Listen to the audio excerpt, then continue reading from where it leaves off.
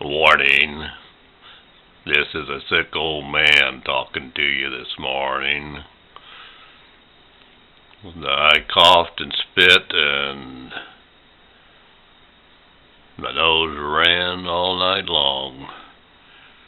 And when I got up in the middle of the night to check on whether my videos were going on the computer, I couldn't even pee a drop of water, and the pain knowing I ought to.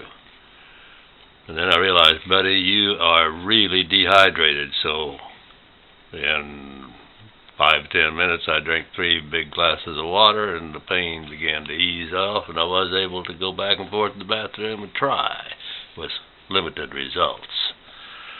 But anyway, it takes me back to 1993, and this is kind of a medical discussion based on personal experience. Donna was having lots of trouble back in those days. I think it might have been when she was being diagnosed as having a syndrome where your body just isn't doing well. I can't think of the term right now. But anyway, we're visiting our daughter in Tahoe, and somebody said, hey, there is a man here named Dr. Chatfield. He's an acupuncturist, but he works miracles. So Donna gets an appointment. Well, it happened to be 1993, and that was the year that I wasn't sure I felt old enough at 65 to retire. I really didn't want to retire. But the good Lord evidently thought it was high time, because I was sick. Kind of sickness that I have now part of the time, and sometimes worse. And we'd go over to Scripps, and they'd check me and say, you don't have valley fever, you don't have tuberculosis, you don't have all the don'ts, but no, you do have. And, you know, I'm in bad enough shape that they even had me come home here and rig up an inclined plane, and I'd lay on it, and she'd pound on my back to try to loosen the crap in my chest, just like they were doing it in the hospital years ago when I had dust pneumonia. So anyway, we're in Tahoe. We go in with an appointment for Donna. And she's telling him, Dr. Chatfield, some of the symptoms, and he says, and I'll bet you have this, and this, and this. And I'm over there trying to read the Reader's Digest, but my ears go, ping! He absolutely amazed me. So I poke her up and I say, you know, how can you know all that? He gets up and goes in the other room, brings back one of his old Chinese acupuncturist textbooks, and shows you these things where they show these systems in you. I'm impressed. So he's finished with his interviewing of Donna, and he's putting the little needles in her. And I say, Doc, I think I better make an appointment with you. Well, he said, what's the deal? I said, well, I'll make an appointment.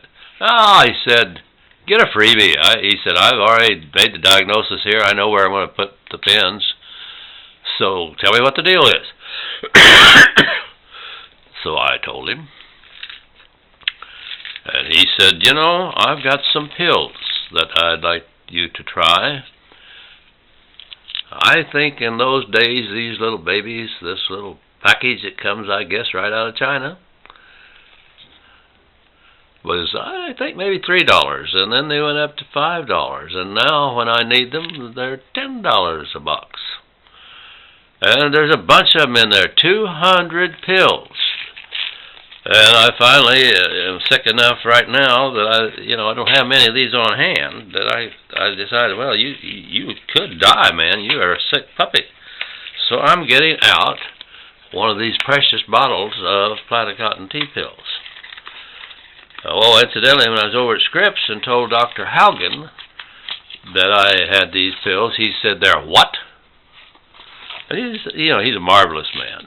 He never really put them down, but you could tell he's thinking, whoa, this is crazy.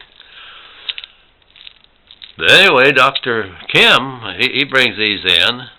I mean, these are really packed with modern technology. You get this little lid off.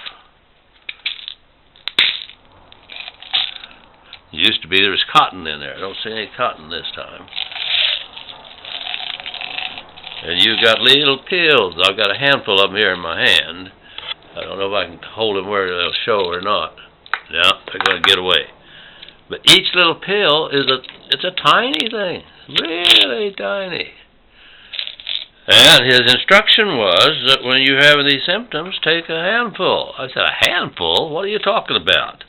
Oh, he said, for you literal people, he said, take 8 or 10. It doesn't really matter, but take a handful and take them every once in a while. They'll help your lungs. They'll help your chest cold, whatever you've got going on. Well, I thought, what the heck? Almost nothing. I mean, you know, it's big-time medicine when you're paying $3, $5, and now $10 for 200 pills. Well, I'm sure hoping they're going to work this time, because I am sick. Boy, by the way, when I was bragging on these pills to my now long-departed younger brother, Wayne, he looked at the bottle, smelled it, and they had no smell at all, but he pronounced that he knew what these pills were. He said, they're not going to tell you, but that's panther piss that you're taking. That's not a cheerful thought. Whatever it is, old Dean Riggs is going to be on the regiment today, that's for sure. And if I need to, I'll call Dr. Kim Chatfield. We still see him when we're back there in Tahoe. And we're up there a time or two now every year. I'll have him ship some more down. But it's pretty amazing that an acupuncturist can help you sliding those little needles in, and oh, he can help you. And he could really help and does help Donna when she's having trouble. Then knows about the Chinese drugs, and just take a handful every once in a while.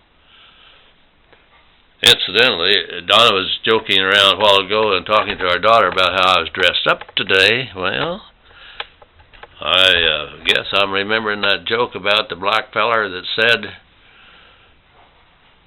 if I'm going to be impotent, I might as well dress like I'm impotent. Well, I'm sick enough I'm feeling pretty impotent, I'll tell you, so I thought I'd do my best to dress in a way that might cheer me up a little bit today.